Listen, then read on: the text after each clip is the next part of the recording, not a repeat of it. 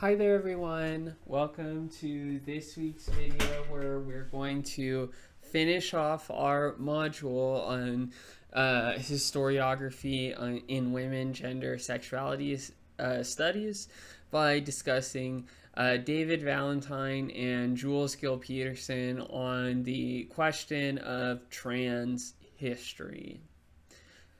I want to start it out by saying that the question about trans history is a really interesting and important question, especially to trans people. It's natural when you go through the process of transition and you feel like you don't really fit or belong in society, or that something is wrong with you, as you know, people are telling you oftentimes, right? You want to try to understand your situation, right? And so naturally you look for peers, or if you don't have any peers that might be trans, you look to history. You try to find people in the past that you can relate to who went through similar situations as you, so that you can know that you're not alone, but also get helpful, I don't know, advice, something like that, to help you navigate the situation and help you feel like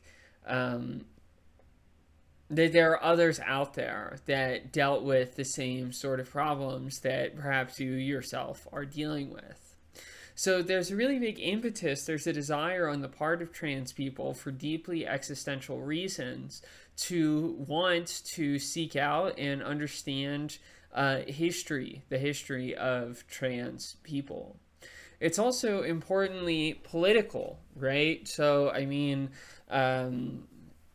one thing that characterizes recent waves of transphobic attacks on trans people that have taken away their rights in various states, Oklahoma, Florida, Texas, etc., is the belief that transness is a kind of social contagion, right? So on this view, being trans is something like having a mental illness, and the mental illness is caused by or transmits through young people having misguided ideas and talking with one another.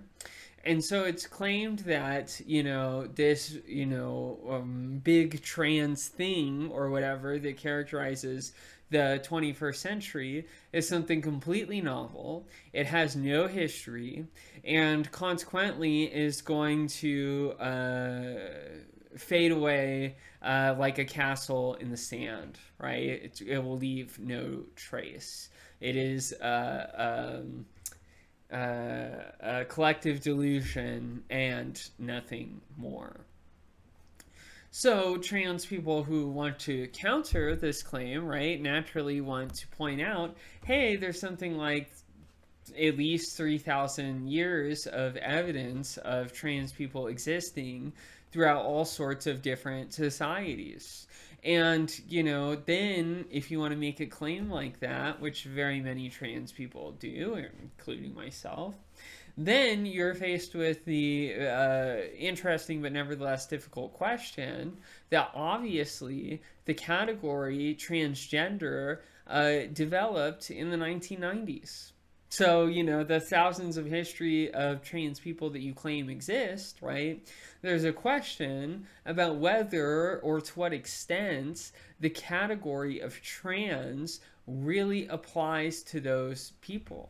Because if the question is what we say call ourselves, for example, then obviously people from even several decades ago, let alone hundreds or thousands of years ago, didn't call themselves trans, right? I mean, that terminology just did not exist. However, very oftentimes we will have narratives or events or figures who are in one way or another recognizably trans to us, right?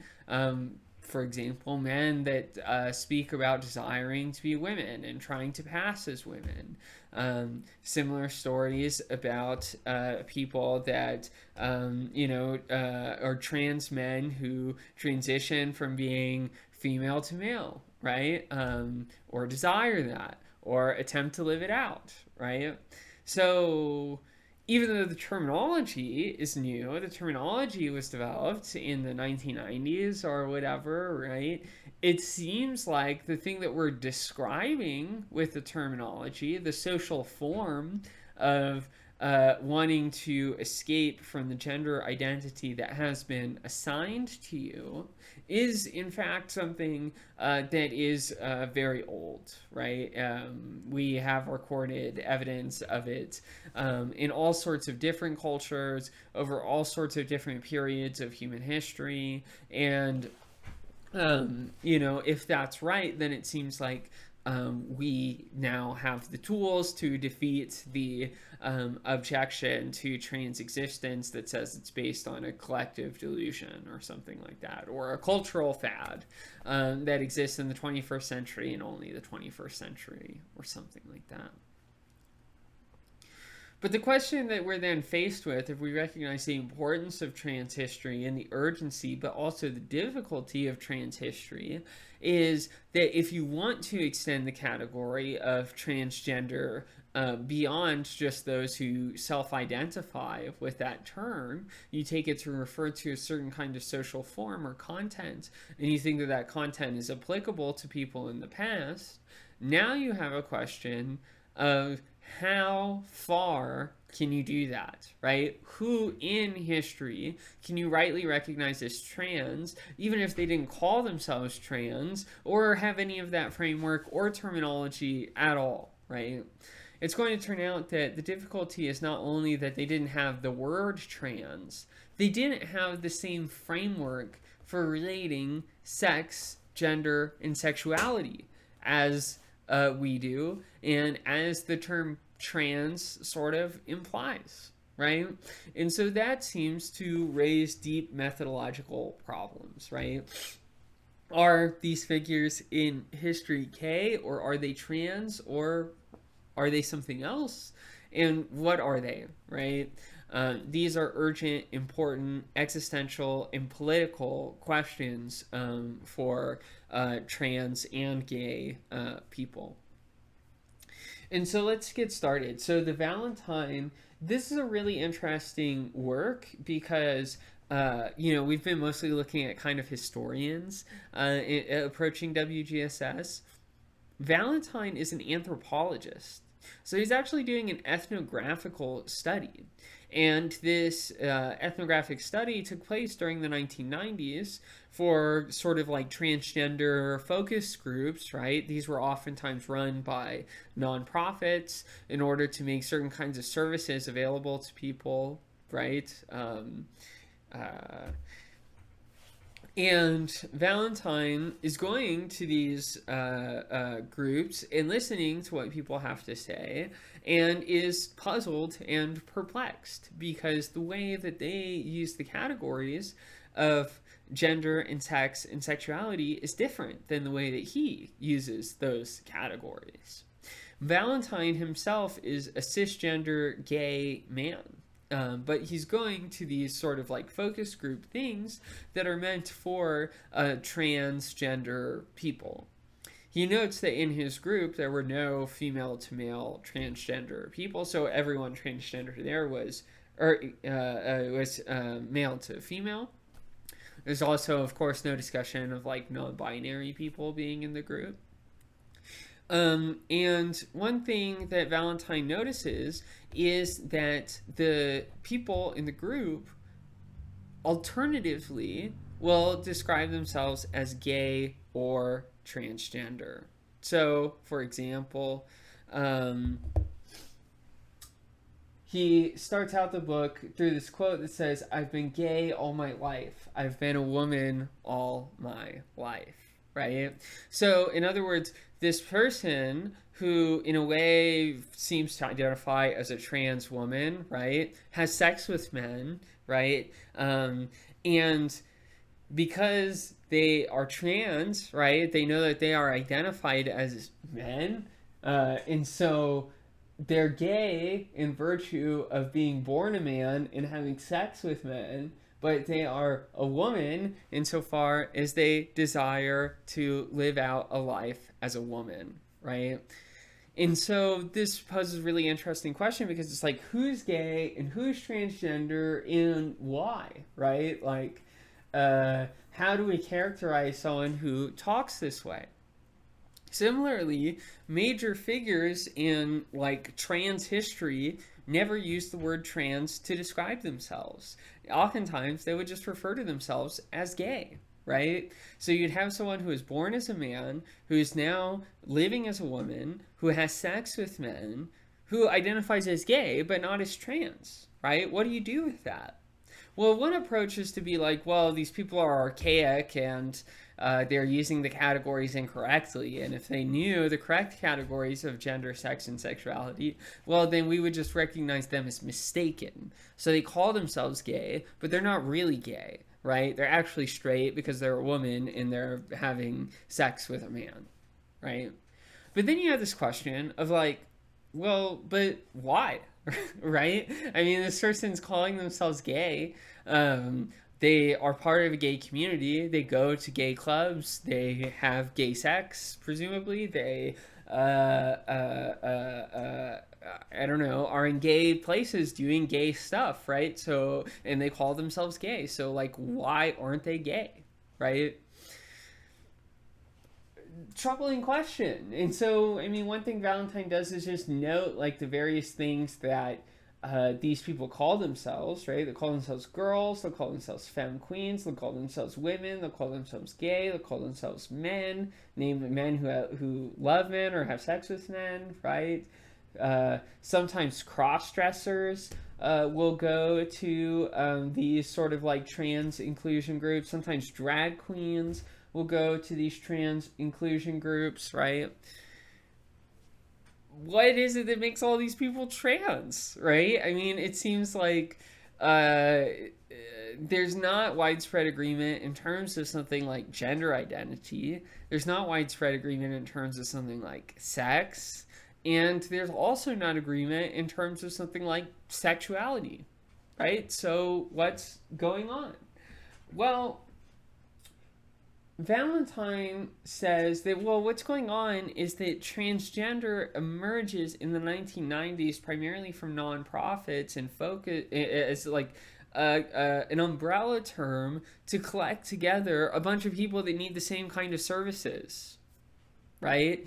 You know, if you are giving out stuff for HIV/AIDS protection, prevention, etc., right?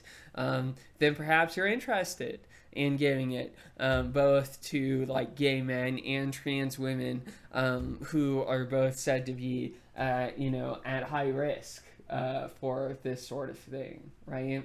So it seems like the problem is calling these people who maybe primarily identified as gay and sometimes refer to themselves as women, it seems to invalidate their identification to be like, no, really, you're trans, you just don't get it, right?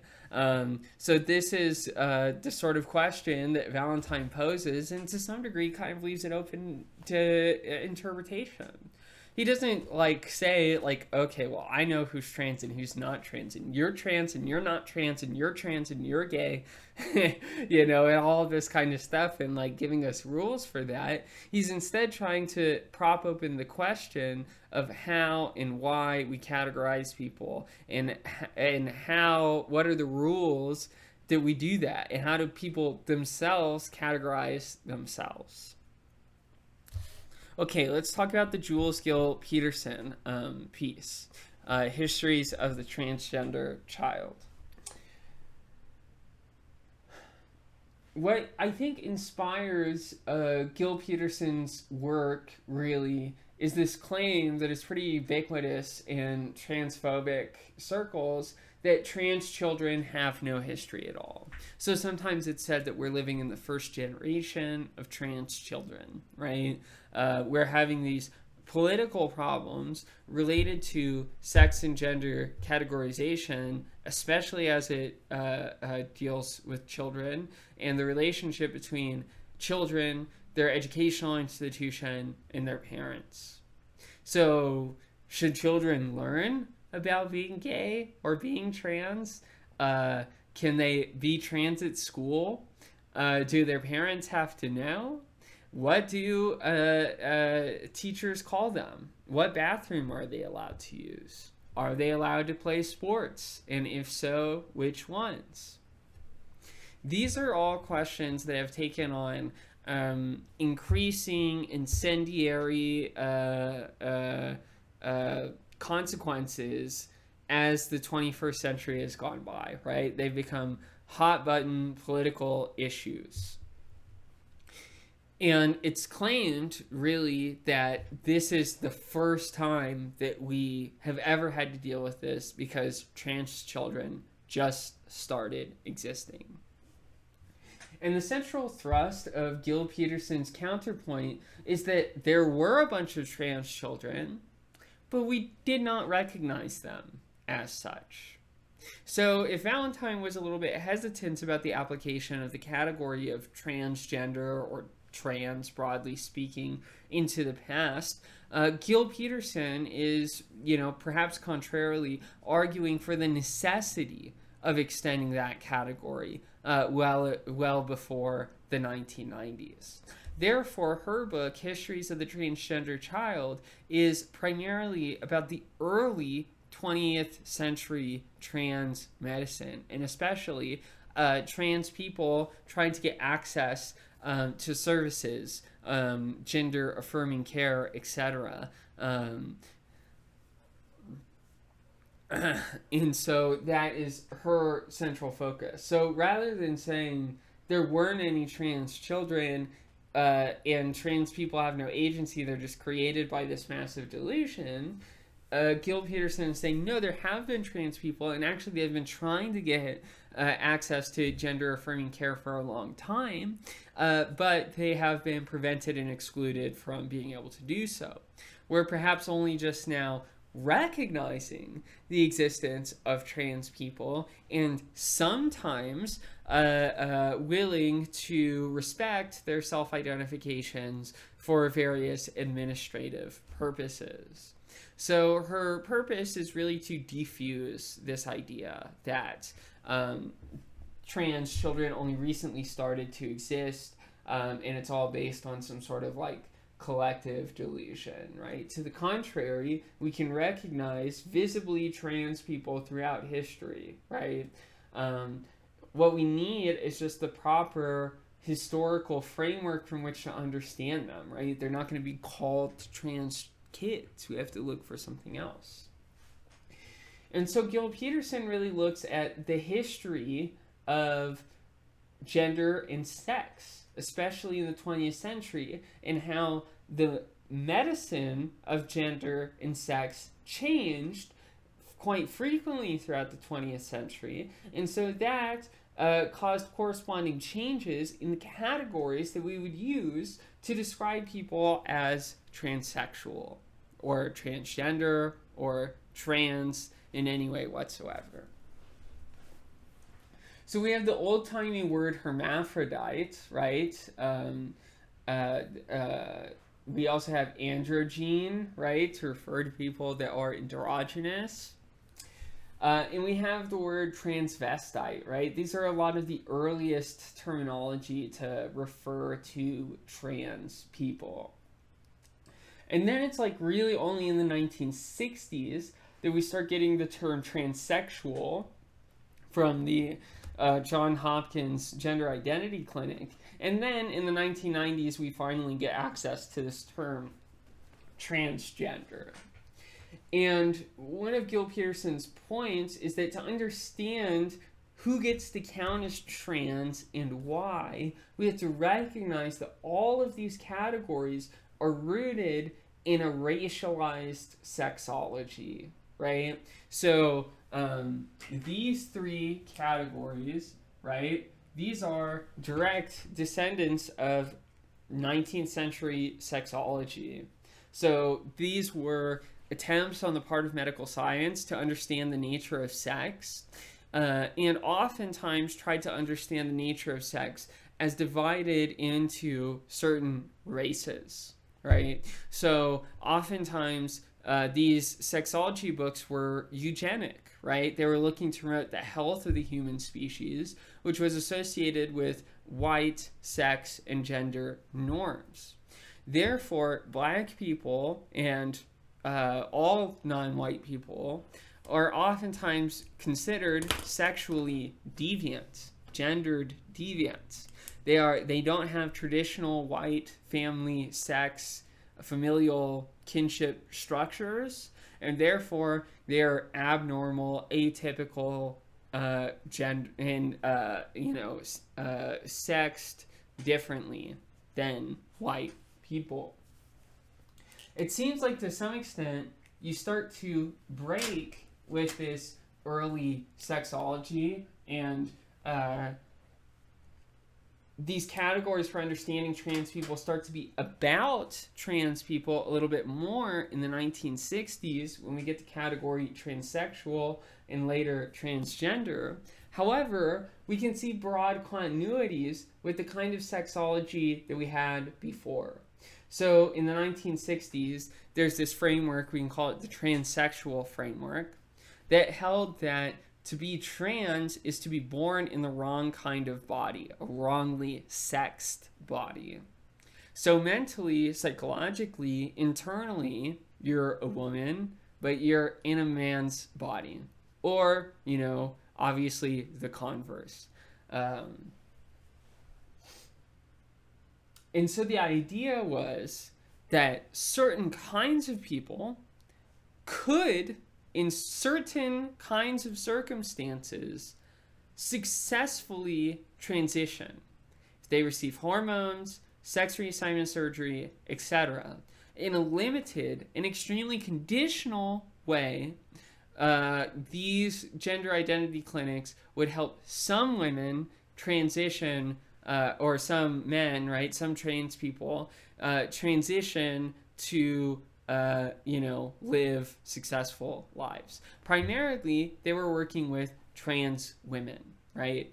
In part because sex reassignment surgery is easier in that direction than the other direction. So it's important to see that the framework of transsexuality is racist, right? Why is the framework of transsexuality racist? The framework of transsexuality is racist because it is based on the idea of successfully appropriating the gender norm of womanhood, which is only possible if you're white, right? Hence, the Johns Hopkins Identity Clinic would frequently reject non-white trans applicants as being unsuitable for a successful transition. In other words, because you're black or because you're not white, you will never be seen as correctly gendered. Therefore, the entire project of transition and sex reassignment surgery and hormone replacement therapy, etc., is pointless. So you are excluded.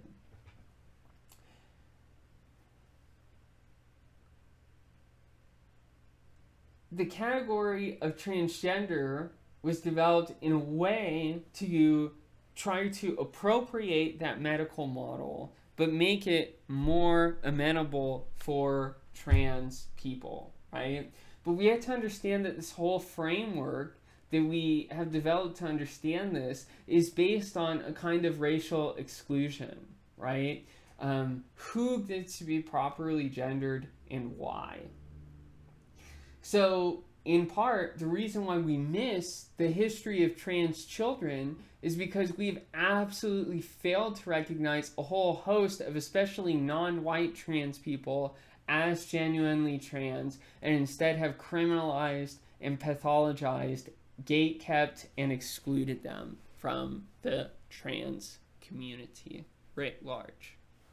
So those are some brief reflections on 2 interventions in trans history. I've really enjoyed being able to work through this material with you all, and I look forward to hearing what it is that you have to say. Bye.